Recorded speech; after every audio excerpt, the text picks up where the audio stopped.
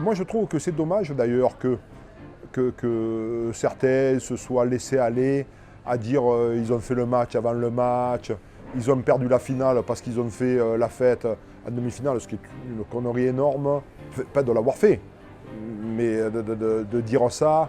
Ils se sont trop préparés, ils se sont trop remontés la pendule sur le terrain avant le truc. On n'a pas le droit d'avoir de regrets. Puis de toute façon, même si on devait se reposer des questions, ça changerait quoi? On ne cherche pas à appartenir à l'histoire. Ce qu'on l'a vécu, on l'a vécu pour nous. Depuis tout petit, on espérait vivre des moments comme ça.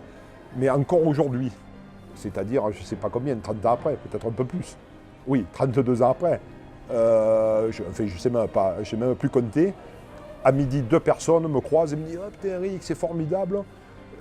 Bon, moi, j'ai pas fait trop de passes croisées, donc ils n'ont pas pu me dire on se souvient de la passe croisée ou de la passe de 25 mètres que tu as fait, mais j'avais plutôt rendez-vous avec la guerre.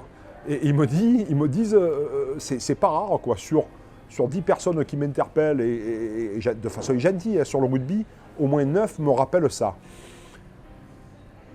Tu sais, quand tu joues une finale de Coupe du Monde contre les All Blacks, que tu as rendez-vous avec l'émotion, voilà, à un moment donné, le cerveau, tu le prends, tu le laisses au vestiaire, et tu ne sais plus très très bien ce que tu fais.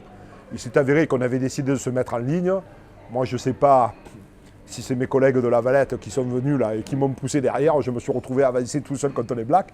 Quand j'ai repris un peu de logique, un peu de normal, je dis oh putain, mauvais temps, parce que là je me suis retrouvé tout seul. C'est pas que les autres s'étaient enfuis, mais ils étaient allés se préparer pour jouer. Moi je me suis retrouvé effectivement un peu tout seul en face des Blacks, et la caméra a braqué sur moi avec, ça a été en plus très bien vendu, je crois, par Pierre Salvia, qui a dû raconter une belle histoire comme il savait le faire, parce que là aussi, aujourd'hui on décortique le rugby, c'est formidable, mais je crois que là aussi tous les gens de l'époque avaient cette capacité aussi à faire passer des sensations, des émotions, des moments qui resteraient, on peut le dire, à notre niveau, dans notre sport, dans l'histoire.